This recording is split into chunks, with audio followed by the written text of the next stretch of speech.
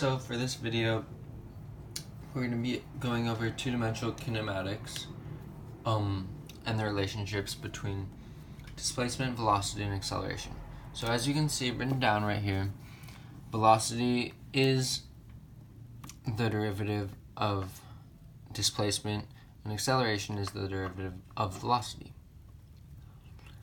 And those are both with respect to time. So that tells us that the integral of acceleration is velocity and the integral of velocity is position or displacement.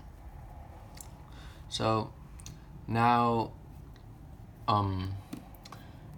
we want to remember these. These are super useful concepts and topics that you want to remember because they'll come up often, as well as these equations right here. X position, or just position, equals initial position plus initial velocity times time plus 1/2 acceleration times time squared. So that's one of the equations, and then the other equation we want to remember is the velocity equals the initial velocity plus the acceleration times time. So these two equations are some of the most common equations, and they'll even be used once we get to, or like in different ways, whether it be rotational kinematics or things like that. So now I think we can just go to the problem, straight to the problem. So it's number 14, as you can see on here. I'll read this part first. A ball of mass 2.0 kilograms is thrown vertically upward from the top of a building.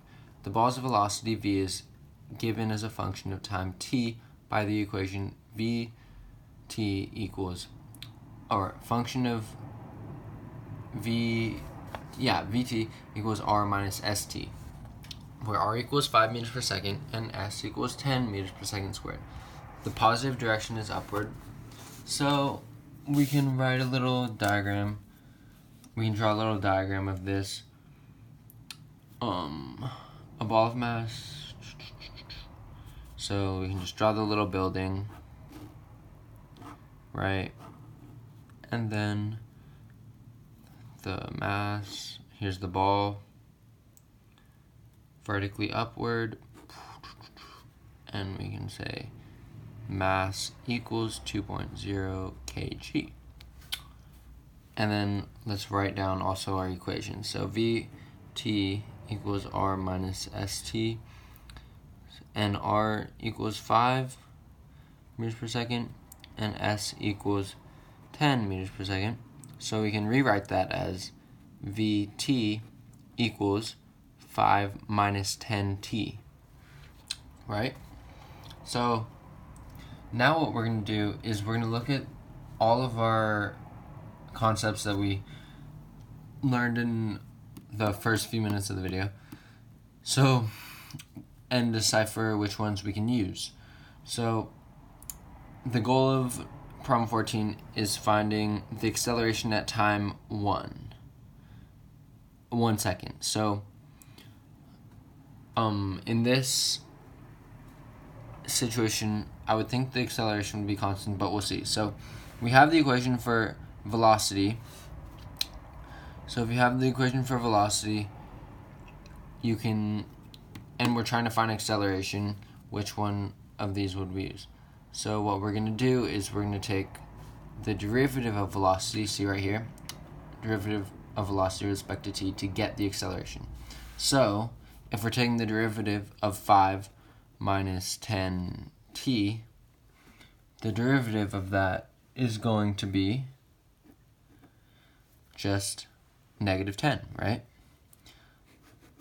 So negative 10 equals acceleration. That's as simple as it's going to be.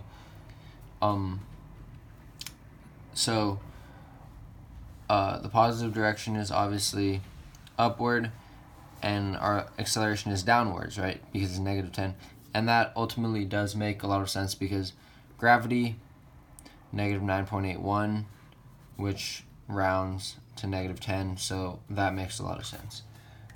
Yeah. So, in terms of answers, A would be the answer, -10 meters per second squared.